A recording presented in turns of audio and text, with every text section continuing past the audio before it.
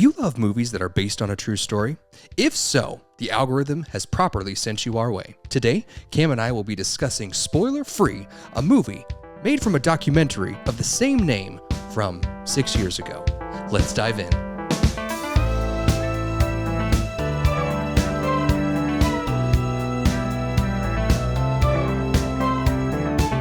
This is Popcorn for Breakfast, presented by St. Louis Area Smoothie Kings.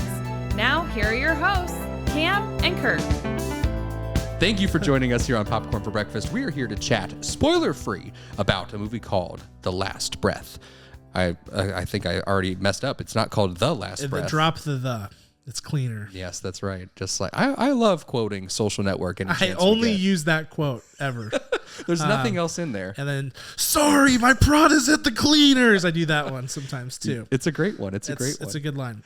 This movie kind of is coming out of left field. You know, as we start the year off, it's a movie that was it's based on a documentary. The same director is coming in to direct this. It's Alex Parkinson.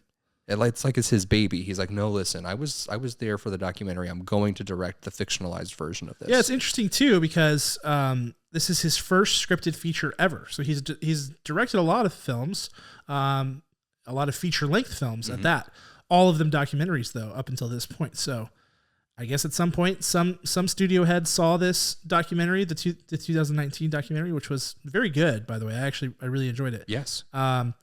And they said, we got to make a feature. And he was lucky enough to stick on and wanted to make the leap. Yeah. So kudos for him for trying something new. What's fun about Cameron and I and the differences in our personalities is that Cameron reads books and I don't. I'm only very recently, within the last year and a half, have become an avid reader. Before that, I was not. He has read 5,000 books in the past year. I've read 12. But of those 12, most of them have been movies that we have reviewed here on this podcast that have been adapted from a book. And every time, usually off the mic, I'm asking him, which one is better? Is it the book or is it the movie? And myself, I don't read. I stopped after high school, basically. Kirk's illiterate. He's gone completely backwards. That's right. He's fallen out of practice. So I like to think of this in the same sense. The documentary is first, the movie is here. So obviously, there will be an easy comparison. Cam and I both got a chance to watch the documentary before this. You can rent it if you've got your digital library, sometimes called Hoopla, sometimes called Canopy. Specifically, It's on Hoopla. I don't know if it's national or not, but it's out there for you guys to rent in different various ways. Check it out. We're going to be chatting, again, spoiler-free about this movie that stars Woody Harrelson, Simu Liu, and Finn Cole for the Finn Cole fans out there. Big Finn Cole hive, yes, as they like to call themselves. And before we get too far into it, I want to give a warm welcome to all of our new subscribers on the channel. Thank you for joining us. If this is your first video that you've seen, we got a ton of really warm feedback on our I'm Still Here review, which was great. Many of you may be watching this after watching that. So first of all, thank you. Also, again, it should go without saying, another big thank you to Brazil. Right? I think that if every single person on earth was as passionate about any one thing as Brazilians are about their country and culture, and I sound like I'm joking about this, I'm dead serious, the world would be such a better place. Yes. I'm actually, no joke, I'm so inspired by the people who are just yes, Brazil cinema, thank you for talking about our films. It's beautiful. And I love it, and I'm so thankful for all you guys who watched it and related to it and enjoyed that video, and glad to have you along for the ride. Yes.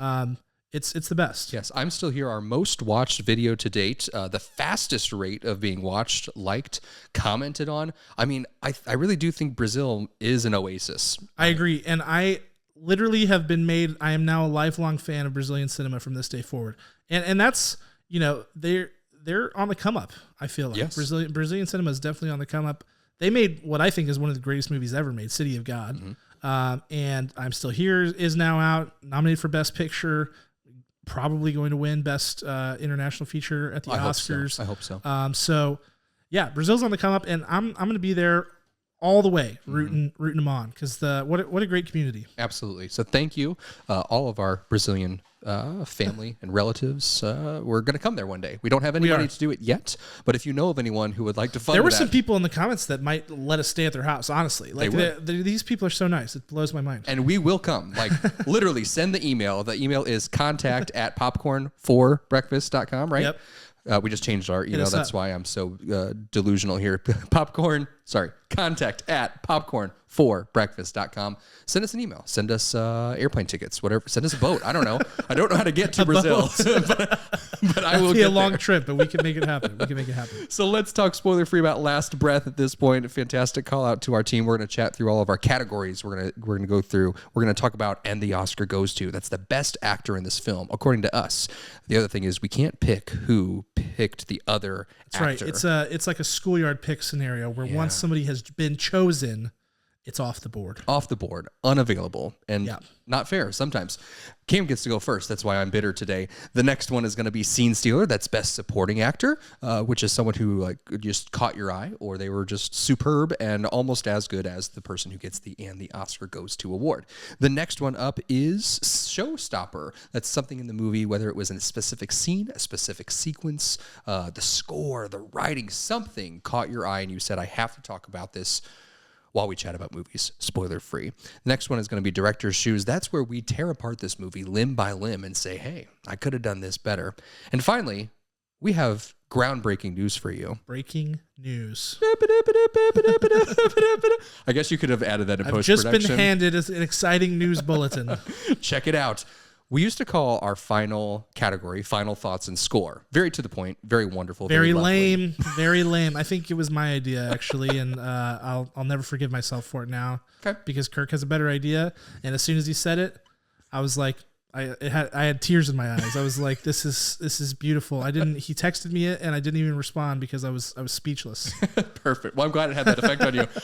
He did leave me on read for quite a long time. Yeah. I had to bring it back up in person. He was like, so about that. I was like, oh yeah. I was worried that he hated it with all his heart. No, I just had an out of body experience. That's really all there is to it. Like Doctor Strange in the hospital room. I ascended. Used to be called Final Thoughts and Score, which was a great name. Boo. Don't patronize We're me. updating it to Last Looks.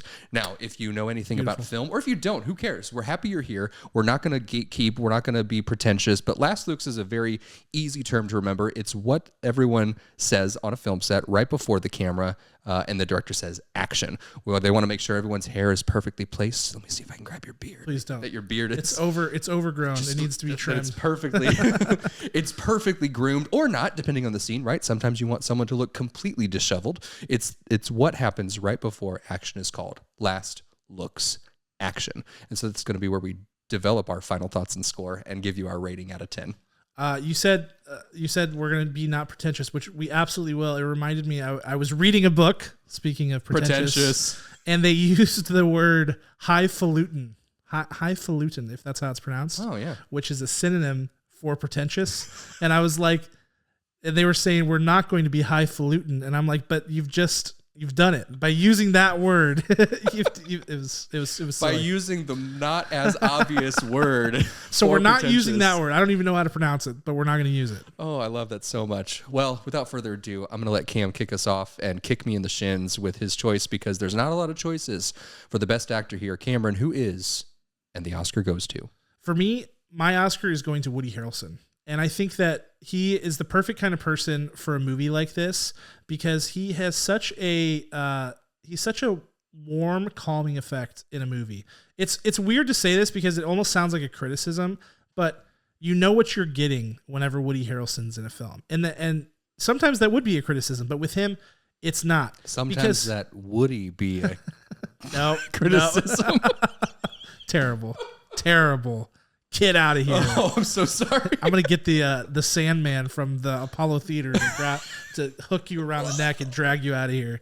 No, but like what he brings to a film is exactly what this film needed, because this film, we didn't really talk that much about the details of the movie. Basically, it's a survival story, and this is spoiler free, so don't be afraid. I'm not gonna spoil the movie, but it's a story about somebody getting stranded at the bottom of the ocean.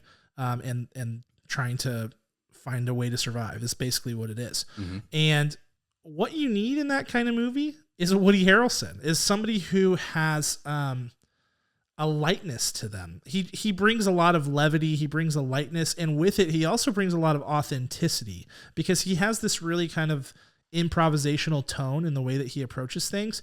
Even with scripted lines, he just knows how to make them sound natural. He knows how to add that signature Woody Harrelson charm, smile, just kind of like, I don't know, almost like a used car salesman kind of mischievousness.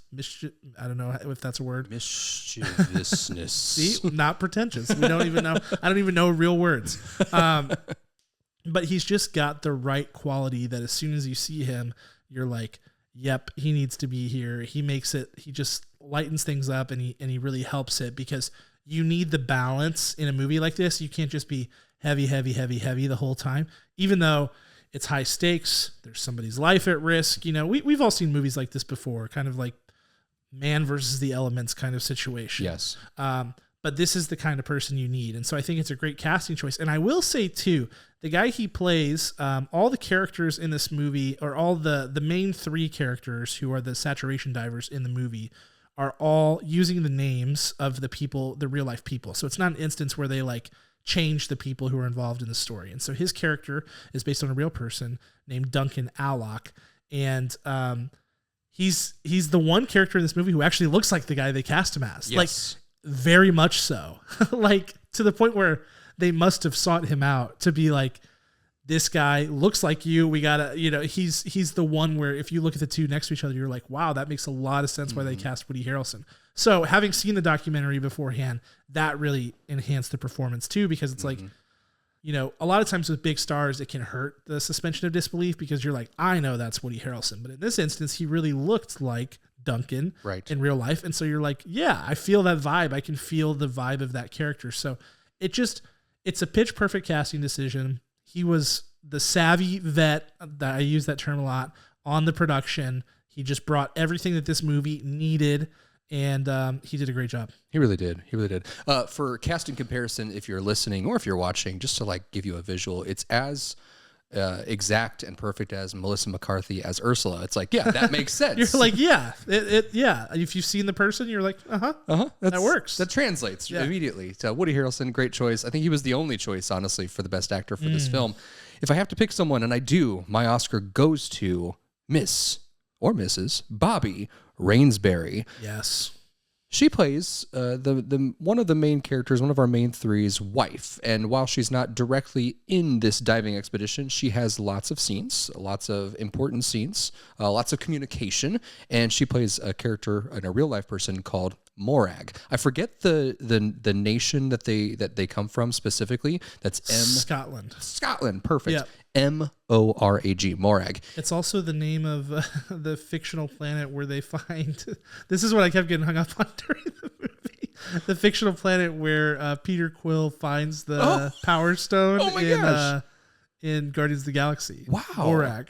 That's fascinating. Because I remember Yondu goes, "We're here on Morag. Ain't no stone, ain't no you, or ain't no orb, ain't no you," or something like that. Anyway, that's a total. That's what she was named after. The comic book storyline of Guardians of the Galaxy. They were like, "It's such a beautiful name. It's such a beautiful name." And it's funny now because it's now that I hear it attached to a Scottish person, it's like, that's very Scottish. That's a very Scottish name.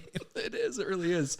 And you know what? There's a lot of like when I think Scottish, I think of like the Scottish. I think of Brave, right? Yeah, where they're at the table, or Braveheart, isn't that? And Braveheart, Scotland too? Right. So I feel like a very specific age and hardness to these people, but Morag and specifically Bobby Rainsbury is nothing like that. She is soft. She is loving. She is. Anything but what normally Scottish brings to mind. She is someone and something of a force that just brings so much heart to this movie. There's already that. The camaraderie on the ship for this rescue mission is already there, but then you get this communication from the wife and her being separated from it, not knowing what's happening, and she is just so so heartbreaking at times and so hopeful at times. And so therefore, as the audience, you get to kind of live through her. There's a term called audience surrogate, which means that you are the audience, you are that character, or you relate most to that character's feelings. And I feel like that's the chosen person for this, because a lot of times you're with her. You're like, okay, I'm hopeful. Uh-oh, I'm scared. Uh-oh, I'm sad. And you just kind of follow along with that. And she plays it very, very well. I love that pick. I totally agree. If there were more like good acting options to point to in this movie, I don't know a better way to say it. She would be a scene stealer, because in the true sense of the word, she is. Like, she doesn't have that much screen time, but when she's on, you're paying attention, and it gives the film that extra layer of, oh, there's also this romantic component, which really is needed. And it's helpful in the documentary too, because she's featured in the documentary. Yes. And you're like knowing that this person who is, first of all, it's a very dangerous job. These like saturation divers. I had no idea that any of this existed prior to watching the doc and watching this movie, but horrifying, scary work that these guys do. And so having that human element, knowing that like, no, this is somebody's loved one, is so key to the storytelling of all of this, because it's true. All these people are somebody's people. They are, and they're doing things that are dangerous. And it's a necessary component. She knocks it out of the park. Excellent. Let's move on to the scene stealer, which I don't know who I'm going to pick after you. Do you know who I'm going to pick? Probably I have an idea, okay, but I'm not positive. We'll see. Good luck. Cam, tell us your scene stealer, who is the best supporting actor in this sense.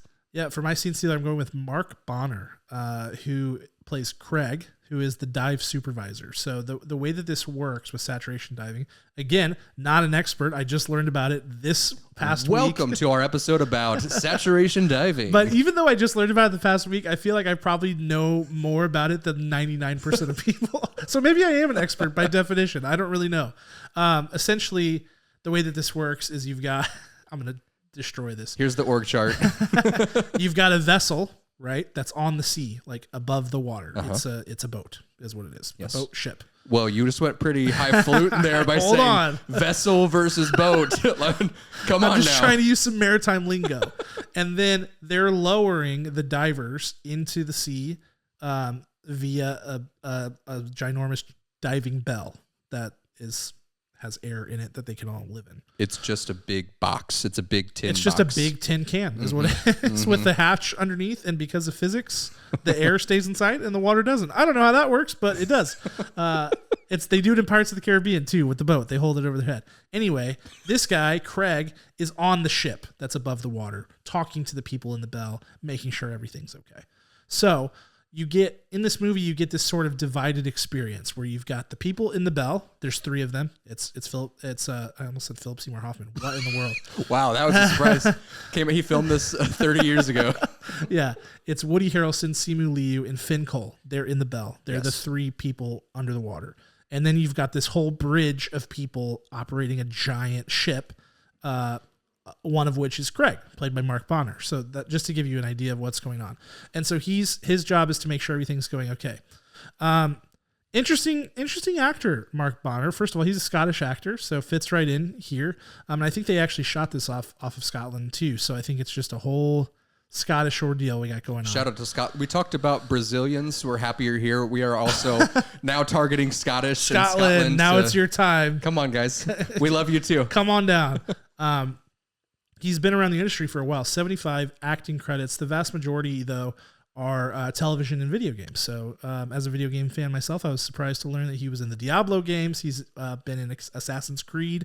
I always love people who have video game credits because I think it's must be such an interesting thing to do. Anyway, he's been around the biz. He was also in that movie that was popular post-COVID, Operation Mincemeat, I think is what it's called. I didn't get a chance to watch it, but I will. McKay. I will now. So he also, this guy, I for the longest time, I thought I was watching Sean Harris, who plays Solomon Lane in the Mission Impossible movies. Yep. I feel like, maybe I'm dead wrong. I'm not always good at resemblances. I feel like he bears a striking resemblance to Sean Harris. That's exactly who I thought it was for the first 30 minutes of the movie. Right. Yeah, looks just like But then there were a few shots where I was like, what's going on here? So he's not. They're different people. Yeah. But anyway, this bridge crew that they have is the most challenging portion of this movie. So like I said, we're bouncing back and forth from the bell to the bridge. The bridge scenes are rough, just to put it lightly. I would say there's really clunky dialogue issues. There's a lack of cohesion. But the one steady beating drum of that crew is Mark Bonner. Similar to what I talked about with Woody Harrelson, he quickly shows us that he has rapport with these divers by throwing in some jokes, by just the way he communicates. It feels very real, and that is so necessary in a movie like this. I can't overstate how necessary it is for it to feel real. And I really feel like he was the one guy who was nailing that of this bridge crew. And he had to choke down some tough lines of dialogue, just like everybody else on that crew. And he made the most of it. Others, not totally their fault, but like I said, the dialogue was bad, but this guy took bad dialogue and made lemonade out of lemons with it. And that's really the only person on the bridge that I feel like you can say that for. So that's why he gets my scene stealer. That's wonderful. That's exactly who I was going to pick, Cam. Yeah, I figured. And now you're scrambling. We'll talk about this after the podcast. I hate you. I knew you were in tough waters here because of the situation with the acting. Yes. Yeah. Well, let's just pick a fake answer. I was gonna say, are you just gonna mulligan? I'm gonna pick a fake answer. I'm gonna tell you that someone should have deserved a scene stealer, but they don't. Let's just keep that in parentheses. So my scene stealer is Simu Liu. Okay. You know him from Shang-Chi. Such a good actor. Yeah, and also Arthur the King. Who could forget? Oh, of course. Everyone's seen Arthur the King. They went running to him. I think we are like... Oh. I think only the people we were in the theater with at the time of Arthur the King are the people who saw Arthur the King. I don't think anybody's... I think that was like a prank or something. It was. Yeah. There were hidden cameras. It was an elaborate everywhere. Prank. Yeah. Oh, Simu has such good range in this movie. I am always impressed by it. And I can tell you the most fascinating thing to go from the documentary of real life characters and then the fictionalized version is to see that the entire ethnicity changed from this particular person that I think you're right. plays. I do. The original person is not of Chinese heritage at all. It's shocking. It's absolutely shocking. And is Simu Chinese? I hope he is. Yes, he's a Chinese-Canadian actor. Thank goodness. It's the Canadian that I was worried about. Yeah. So this is an absolute disaster. This is an absolute disaster for Simu. He could have had an opportunity to play this role better. Maybe if he had seen the documentary and played pretty stoic the whole case, then he would have gotten this award. But I award him no points and no one else any points. I hate most everyone else in this boat. Oh, no. And we're just going to move on because I'm only going to say hateful things. And I don't like to do that. I really don't. I didn't know you were going to go full nuclear there. I went full nuclear. I was not prepared for that. I went full nuclear. I really want to just praise good things. And, there's a lot of circumstances when you make a movie, being miscast is the top of the list there. And I think he was grossly miscast in this role, atop of a not so stellar screenplay. But we'll get to that in director's shoes in a few categories. I kind of feel for Simu because you're right. I don't think he turned in his best work by a long shot. No. I really don't. I thought there were some rough moments. I would say I feel bad for him because I feel like this is probably a challenging shoot. Yeah. Like the underwater components. Mm-hmm. I can't imagine that was super easy to do. To be fair, the water in Shang-Chi was the worst CGI I've ever seen. And this was real water. So, I mean, there's a big learning curve there. So it's like, it's challenging shoot. Let's just put it out there. Bad script. Yes. Right? Bad script.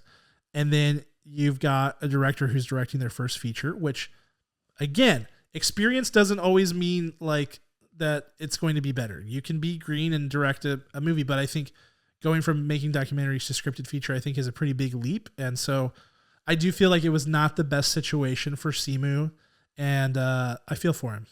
And I feel like his agent is just cashing in on the Shang-Chi get. And Barbie. He's just in Barbie. And Arthur the King, obviously. I forgot about Barbie, actually. So maybe his agent deserves a little bit of grace here, too, because he's been crushing. I forgot he was in Arthur the King until you said well, there you go. There you go. Oh, that was a goodness. doozy. Let's move on because no one else is worthy of our time. Let's talk about the showstopper, something that caught your attention. Another positive element of this, was it the score? Was it the cinematography? What was it for you, Cam? It was not the score. What? No, I'm just kidding. I that was one of the first things. Like, I didn't share very many thoughts with Kirk after the movie, but I was like, didn't like the score. I just didn't think it worked. So here's what I will say, though. So we talked about Alex Parkinson, director of this film, also directed the documentary. It's rare, but it does happen. We looked up an instance where Werner Herzog did the same thing with Little Dieter Wants to Fly and Rescue Dawn. Mm-hmm. Their same story. He directed a documentary and then he directed a scripted feature on the same thing. So it's not unprecedented. It has happened before. And I think there are benefits to that because I think the intimate knowledge of the subject matter that you have to have as a documentarian is so helpful in a movie like this when there's a lot of technical expertise needed. Because again, who the heck knows what saturation diving is? Nobody knows. No. We do now. It's kind of like how Robert Eggers just did Nosferatu. He knows so much about it. He probably knows a lot about the real life vampires. He is a vampire. Yes. That's the thing. Yeah, exactly. You got to have that firsthand knowledge.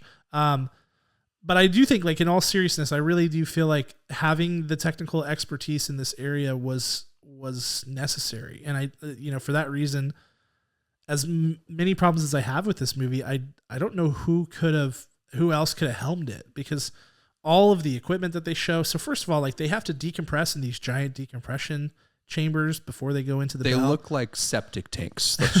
They're like living in a giant septic tank. Yes. Is essentially what's going on. And then every couple hours they go down in the thing and they work. So seeing all the equipment, seeing the boat, understanding the instrumentation on the boat and all of the different things that go on is cool. And I feel like that technical expertise was good to have in this movie. So that's quite simply, that's my showstopper. Like, seeing the equipment, having it all there. He knew exactly what he needed to show, exactly what was there, etc. from making the documentary. And I think that piece helps it a lot. Beautiful. Really do. Beautiful. My showstopper has to go with a few of the shots of this movie. What I love about documentaries, I don't think I ever watched like a full documentary that wasn't forced upon me in school until I was probably almost 30 years old, or if not actually 30. So yeah, it's kind of like, that's how you know you're old. Yes. Is when you start like recommending. Yeah, you start watching documentaries for your own pleasure, like just to enjoy. Yeah. Like then you're recommending it. I watched this great documentary. Like, that's old. You're old now. We're old now. And that's okay. fine. It's good. But I only really enjoy or finish a documentary that feels like a movie. I want all the facts, but I want creativity. I want good, sharp editing. I want the real people. I want diary talking heads, if you will, from them. Yeah. And that's what the original felt like. The original documentary was everything I needed to feel like a real movie. And there are a couple of very specific shots of the boat in the water. There's like a side shot where the guardrail is there, and you see the boat just going up and down and up and down, and you basically feel helpless. And this is before there's even the dive begins. You're like, that's scary. Like, I've been on a cruise before, but I've never seen the water quite like that before. And a couple other shots around the exterior of the boat, and he mimicked those exact shots in the fictionalized version of this movie that we are reviewing today. And I appreciated that so vehemently. Was that the word? Vehemently. So, man, that's words a pretentious are word. tough today, bro. Tough. I appreciated that so good. So goodly. That I know it clicked in my brain like I was eating a delicious bar of chocolate. Like, I liked that. I liked that he put that back in here. Same exact shot. That what was a metaphor. Thank you. That was a good one. Thank you. I had to come off the pretentious high horse that I was on for a moment. So yeah, this the exact how the camera showed the vast emptiness of the sea and the threat of the sea, but also the beauty of the sea. You know, you go to the ocean, you love it, right? So wrapping that up in just a couple of shots was really great. So that's my showstopper today. This is the North Sea. You ever been on North Sea TikTok? You ever been pulled into North Sea TikTok? I can just honestly say absolutely not. Anybody? Nope, just me. No, there's this whole side of TikTok that's North Sea videos. And this is weird. They're all videos just like showing these boats in terrible terrifying dark waters, and it plays that song from Pirates of the Caribbean, the like, yo ho, all together. You know what I'm talking about? Yes. Never shall we die. It's like pitched down way low and slowed down. Trust me, this is a real thing. So when they said the North Sea, I was like, North Sea TikTok. I know about this place. After you check out our video on the podcast or on YouTube, you can go over to our TikTok and try not to get captured by North Sea TikTok. North Sea TikTok. It's your phone's already heard it. It's over. It's coming. It's coming to your algorithm. It's your next video right now. The next time you swipe, it's going to be the Pirates song. It's happening. So yeah, I agree. Good boat shots. Very nice. Good boat shots. Director's shoes. There's good boat shots, but what else is good about this movie? Or rather, what's not? What would you have changed, Cam? The biggest thing that I can boil it down to is tone is off. Tone is off. And it's a big one because, again, we've got a based on true story movie. And not only do we have that, but we have a man versus the elements sort of survival story going on here, right? So it's going to be extremely high stakes, right? Life or death. Doesn't get much higher than that. So that's good from a story perspective. That makes your job easy, right? And then you've got the realism aspect of it, where this is a very technical setting. This is a very these are real places, real people, all these things. So when you're going for tone as a filmmaker, what I think they should have gone for is a realism approach, where you've got, the tone is serious, but it's also real. So in human settings, there is a lightness. People joke around, even though they're working on very important, serious things. This is true anywhere because it's just human nature.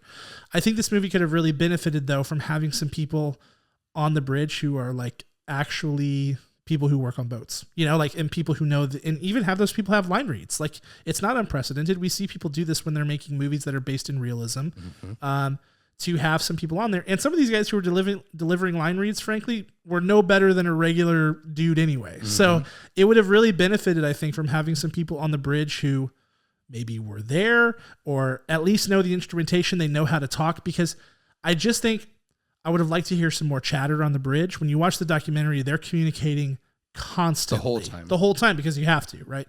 And same with the Bell diving situation. Like, when you're writing this script, you have to make it as real as possible. So whatever you can do to make it as real as you can is necessary. So I feel like instead of realism, what we got a lot of times was melodrama, which is actually like the antithesis to realism, and it kills your tone because you've got a bunch of people trying to deliver lines very seriously, very dramatically, and doing a poor job because, first of all, the dialogue is bad.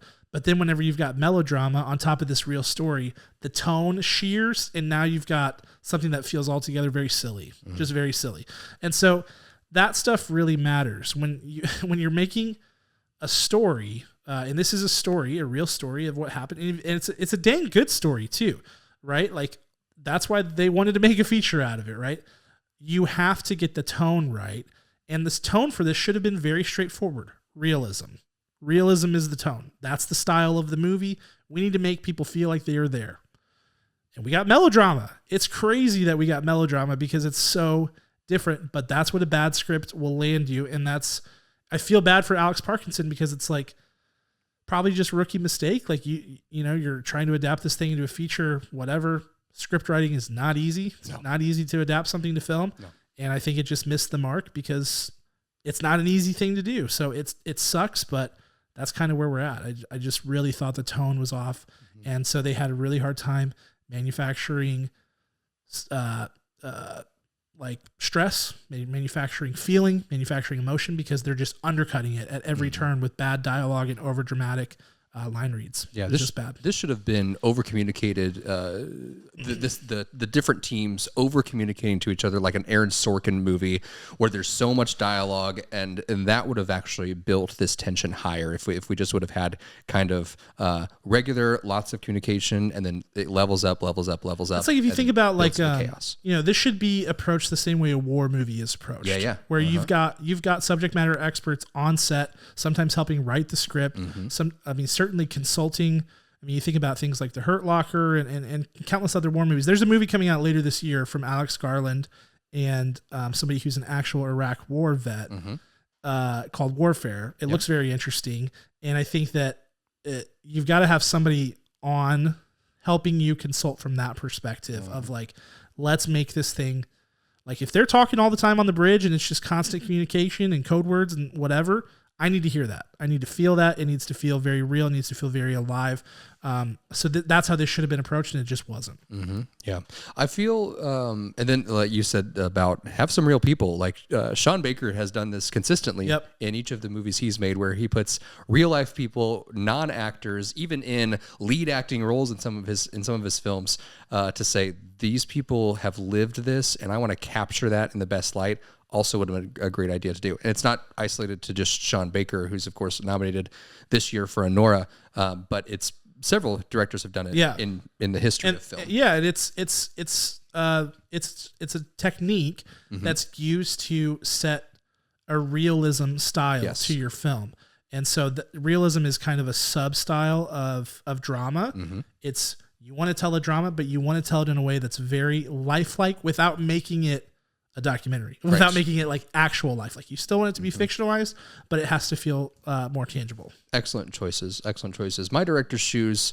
I'll try to stay brief and try to not be pretentious, but I'm never the guy who's asking what camera was this shot on. I'm never like, this is definitely not film.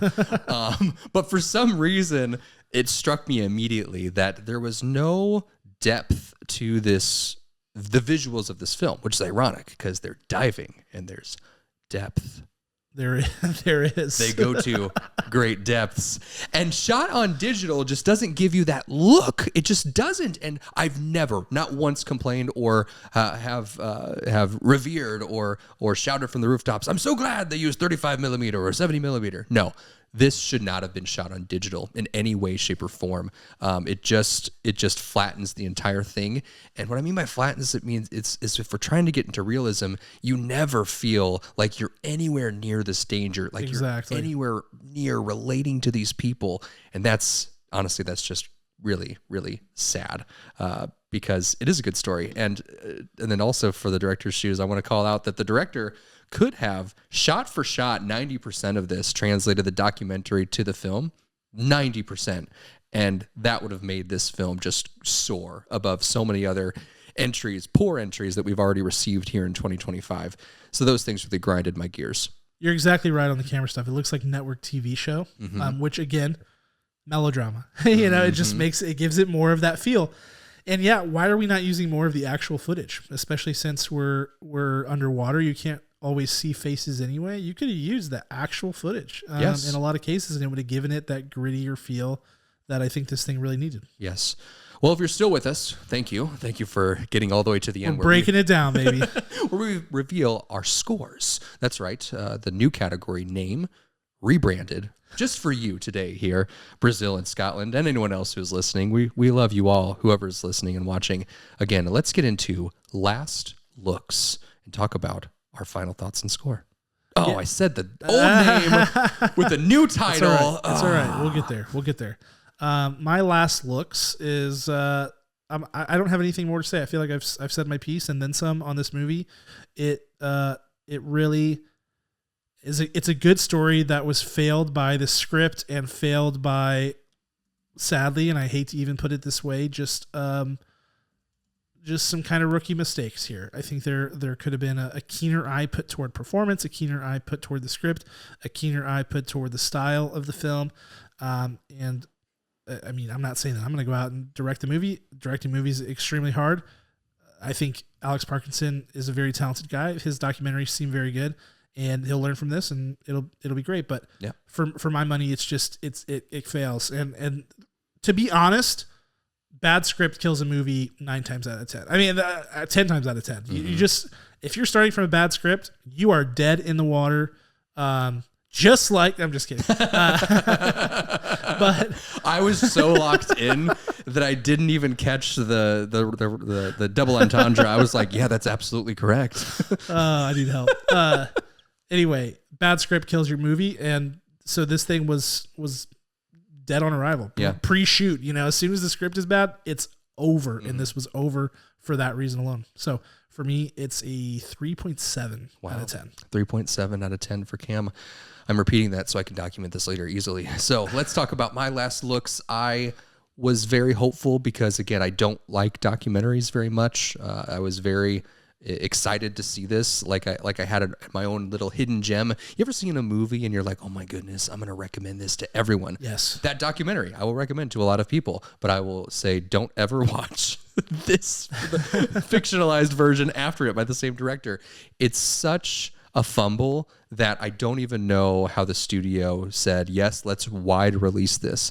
I don't know what it is. Maybe Woody Harrelson and Simu have the pull for people to go see this, but I don't see this crossing even $50 million at the box office, sadly. It hasn't been marketed either, but no, I mean, yeah, no one knows that this movie is coming out, which sad for them. Maybe it's on purpose. Maybe they want it to fail. I don't know. But the score today for me, 2.5 out of 10 kernels. All right, there it is. 2.5 and 3.7. 7. Yep. Terrible scores. Maybe this movie is for you though. Just like putting out there terrible scores. Terrible. If you're looking this up anytime in the near future, like, I'm going to watch that movie, the same documentary. So just check twice. Last Breath 2019. That's the one you want to watch. Last Breath 2025. Skip it or watch it and hate watch it and then watch our review of it. But here's what I want to say though on that point. I wonder what the experience is like having not seen the documentary first. And I know somebody out there is going to watch the movie first before they even know that it's a documentary, and maybe you'll land here. If that's you, let me know. I'm genuinely curious because we often chat with our fellow film critic fans or film critic friends on our way out the theater, and I was a little bit surprised by the conversation happening just in general. Like some people said, "Oh, I felt like it was really tense" or whatever. Everybody's entitled to their own opinion. I'm wondering if it's the seeing the documentary first that makes this one a tougher pill to swallow, or if it's just like, it's just not very good. And then you see the documentary and you're like, wow, that's great. So I'm curious. Please let me know if you're in that camp. Yeah, it really is the book better conversation. Mm-hmm. It just flipped a little bit. So let us know. We are here for you in every single possible social media aspect. You can also check out our website at popcorn4breakfast.com. That's popcorn4breakfast.com. Email us at contact@popcorn4breakfast.com. That email goes to both of us, so you can address one of us, both of us, but we will read both of it. So if you like one of us more than the other and you trash talk us, we'll talk because we'll see the email. It will be seen. But send it anyways, right? So we obviously trash talk a little bit, but we're all in all, for the most part, when we're not nuking Simu's performance, we want to help promote and be a positive light to the film community. There it is. And well non-pretentious. Thank you very much. I appreciate you. And we appreciate all of you. Check us out on anything and everything social, podcast, video, YouTube. Thank you to our premier sponsors, title sponsors, St. Louis area Smoothie Kings. They make all of this happen week to week. We're here weekly for you, and we hope you are for us too. We'll talk to you soon. Peace.